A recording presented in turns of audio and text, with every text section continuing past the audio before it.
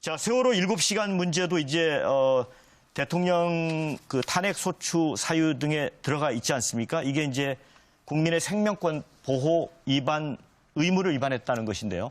김경진 의원님, 이 부분과 관련해서 좀 논의를 하시죠.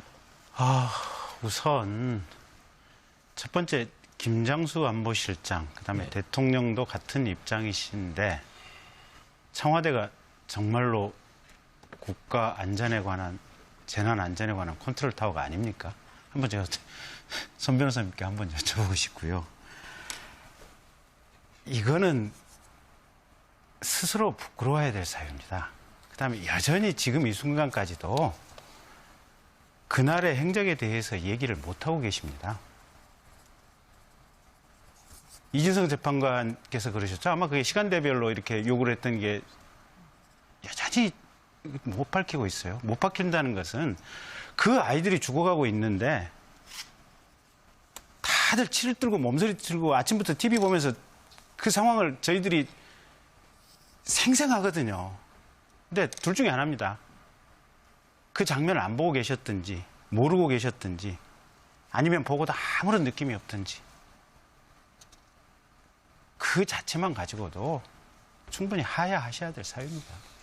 네, 손봉규 변호사님. 네. 지금 세월호 행적에 대해서 밝히지 못한다. 이걸 계속 얘기를 하고 있는데요. 한번 보십시오. 저기 화면 한번 보일게요. 보세요. 9시 53분, 10시, 10시 15분, 10시 22분. 보십시오. 10시 30분, 10시 36분, 10시 40분, 10시 57분, 11시 20분, 11시 23분, 11시 28분, 11시 34분, 11시 43분, 12시 5분. 이런 식으로 계속 해가지고 분단위, 초단위로 계속 해가지고요. 끝도 한도 없이 계속해서 이걸 다 밝혔습니다. 이렇게 밝히고 이거는 청와대 홈페이지도 밝혔고 처음부터 이 시정 일관되게 밝히는데 언론이 보도를 안 해요. 이 밝힌 내용을. 그러면서 계속해서 왜 안 밝히냐 안 밝히냐는데 아니 이렇게 밝혔으면 됐지. 그리고 또 밝히면 더 밝혀라. 밝히면 더 밝히라 그러는데 그러면요 오히려 거짓말쟁이가 됩니다. 한 번 밝힌 걸 그대로 놔둬야지. 재촉한다고 더 자세해지고 재촉한다고 더 자세해져요. 그러면 거짓말한다고 그렇게 뻔하고요. 그다음에 그 합병 문제도 그럼 뇌물 받고 합병을 해라고 도와주라 이래가지고 국민연금이 움직여서 국민연금은 1,000억 손해봤다 그러는데 그러면 그 소액 주주들 있잖아요. 삼성물산이 삼성물산하고 제일모직이 합병하는 거에서 삼성물산이 손해봤다고 그럽니다. 근데 그 손해를 감수한 90%의 소액 주주들이 손해를 감수하고 다 합병에 찬성을 했어요. 왜냐하면 합병에 찬성을 안 하면 엘리어트라는 외국의 자본이 들어와가지고 투기성 자본이 들어와가지고 이 삼성물산의 주가가 반토막 3분의 1토막으로 나기 때문에 손해를 덜 보기 위해서 어쩔 수 없이 전부 다 찬성을 하는 겁니다. 그리고 국민연금도 마찬가지예요. 1,000억 손해를 보고 말아야지. 이걸 반대해가지고 합병이 불발되잖아요. 그럼 엘리어트의 투기 자본이 넘어가면 1,000억이 아니라 1조, 2조, 10조가 손해를 봐요. 그러면 이 투기 자본, 이 소액 주주들이 다 그럼 뇌물 받고 그러면 찬성했습니까? 이렇게 얘기를 하면 안 되는 거예요. 그리고 그 이재용이 구속된 이유는 회사 돈을 횡령해가지고 해외에 도피하고 범죄 수익을 은닉하고 이러한 혐의들이 새롭게 구성되고 그래서 구속의 필요성이 있다 이랬지. 무슨 대통령한테 뇌물 줘서 구속한다. 이런 거 아닙니다. 그리고 또 이 대통령의 임명한 검찰인데 왜 그러냐. 대통령이 임명한 검찰에서 기소했다 그러는데 언제부터 우리 국회가 우리 야당이 대한민국 검찰을 그렇게 신뢰했습니까? 대한민국 검찰을 그렇게 신뢰하는 게 참 언제부터 그런지 모르겠고요. 그리고 이 검찰이 그렇게 나쁘게만 보지 마세요. 뭐냐면 이 고영태를 조사하고 박헌영을 조사하고 이런 검사가 조서 말미에 이럽니다. 그게 탄핵이 이루어지기 불과 며칠 전이에요. 뭐라 그러냐면 당신들은 말이야 말만 열면 최순실이 시킨 대로 다 했다 그러지만 당신들은 최순실을 이용해가지고 배경으로 돈 벌려다가 안 되니까 이제 와서 최순실한테 모든 책임을 떠넘기는 거 아니에요? 검사가 보기엔 그런데 이렇게 날카로운 질문을 합니다. 그거 그냥 놔뒀으면요 고영태 구속돼요. 그런데 그렇게 수사하기 일보 직전에 고영태를 이제 잡아넣기 일보 직전에 국회에서 특검을 만들어버린 거예요. 특검으로 넘긴 거예요. 그래놓고 특검은 고영태를 부르지도 않고 수사도 안 했지 않습니까? 이런 식으로 하는 거예요. 이게 이걸 국민들이 몰라서 그렇지 이걸 다 알면은 이거 다 정신 똑바로 차려야 네, 이 됩니다. 부분 관련해서는 조금 네. 반론이 필요할 것 같습니다. 네. 아무튼 뭐 그 문제 지금 이제 세월호 문제에 집중해서 말씀드리자면 손범규 변호사가 뭘 제시했는데 아니 그럼 서버나 다 압수수색을 해서 그걸 증거를 다 확인했어야 되고 가장 중요한 것은 박근혜 대통령이 전화 통화를 하고 지시를 했다 그러는데 텔레비전도 안 본 겁니다. 왜냐? 다른 100마디가 필요 없죠. 5시 15분에 오셔가지고 중대본부에 오셔가지고 아이들이 안전조끼를 입고 있는데 그렇게 발견하기 어렵습니까? 이렇게 말하는 정신 나간 대통령이 어디가 있습니까? 애들이 지금 다 배에 갇혀가지고 침몰해서 이미 그때는 생명이 다 다한 상태인데 마치 구명조끼를 입고 바다에 떠인 걸로 착각하고 아무런 상황 파악이 안 된 이런 어리석은 대통령이 어디가 있어요? 전혀 전화 번호도 안 받았던 것이고 텔레비전도 안 보고 있었다는 것을 스스로 입증한 행위인 겁니다. 이것이 바로 생명권 보호 의무이고 대통령은 국민의 생명과 재산을 지켜야 될 헌법적 국군 통수권자이자 행정의 수반인데 제가 대통령이라면 당연히 해군을 투입했어야죠. 유리창이라도 깨줘야 됐을 거 아닙니까? 유리창 밖 안에서 살려달라고 보고 있는 아이들한테 유리창도 하나 안 깨주고. 자, 도대체 뭘 한 거야? 이 대통령은 이것은 일종의 부작위 위한 살인 행위와 비슷한 겁니다. 제가 이런 무책임한 말씀드릴게요. 대통령을 이게 만약에 국가안보 상해라고 생각해 보세요. 송영. 북이 만약에 우리를 어떤 국가 변란 상태가 생겼는데 7시간 동안 국군 통수권자한테 전화 통화도 안 됐어요.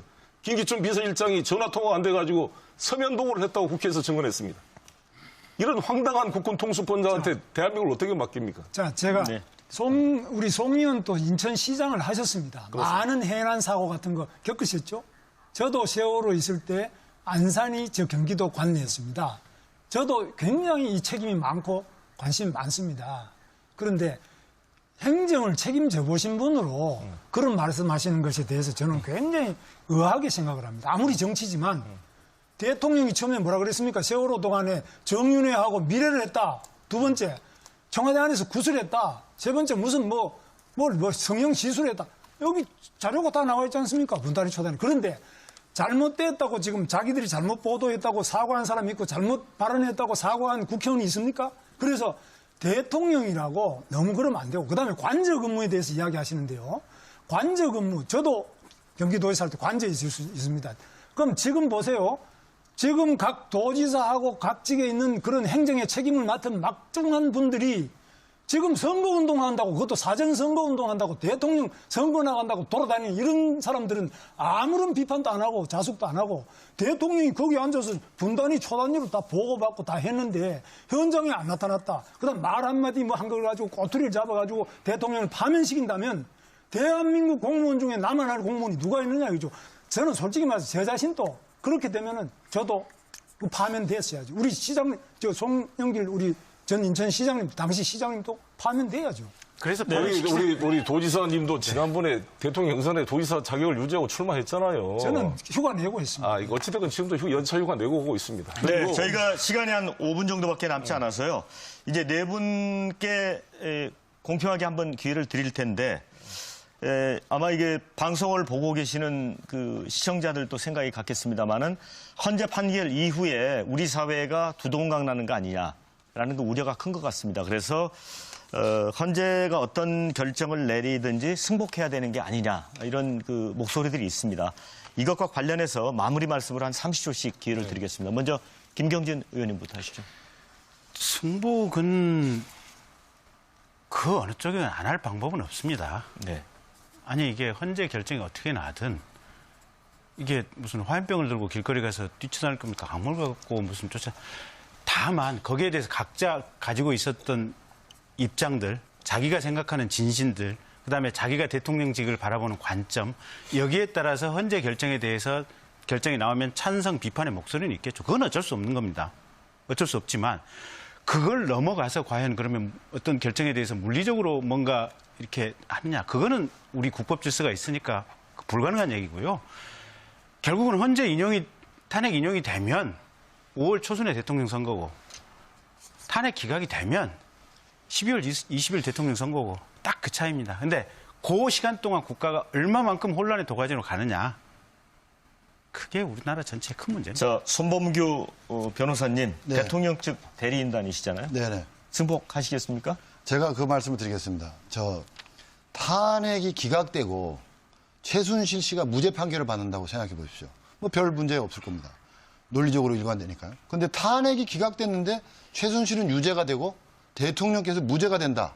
이것도 그런 경우의 수가 되면 참을 수가 있을 겁니다. 또 탄핵이 기각되고 최순실이 유죄가 되고 대통령이 또 유죄가 됐다. 이러면 이제 상당한 책임 추궁이 완료되겠죠. 그런데 탄핵이 인용되는데 만약에 인용되는데 최순실이 유죄가 되고 대통령도 유죄가 된다면 모르지만 탄핵이 인용되는데 최순실이 유죄가 됐어요. 그런데 대통령은 무죄 판결을 받아보십시오. 나중에 형사 판결 훗날.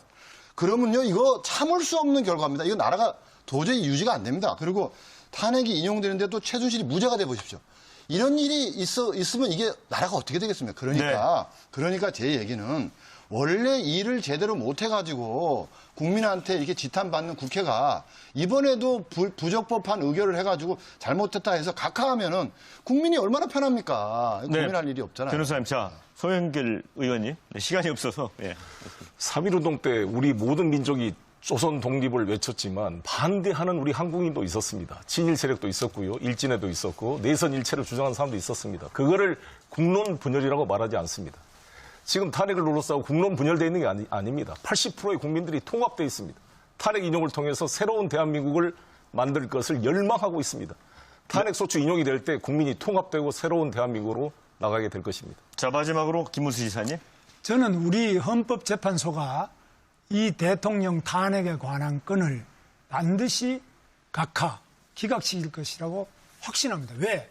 증거 없이 무죄인 상태에서 바로 대통령직을 투표에 의해서 당선된 대통령을 탄핵한 잘못을 저지른 국회와 그리고 또 특검 이런 부분들에 대해서 헌법재판소는 판단을 내려줘서 다 잘 기각으로 잘 해주실 것을 보고 당연히 헌법재판소의 판단을 존중해야 된다. 그래야만 우리가 인민재판, 촛불이든지 태극기든지 광장 정치를 이제 끝내고 정상적인 자유민주주의, 법치주의로 돌아갈 수 있다고 봅니다.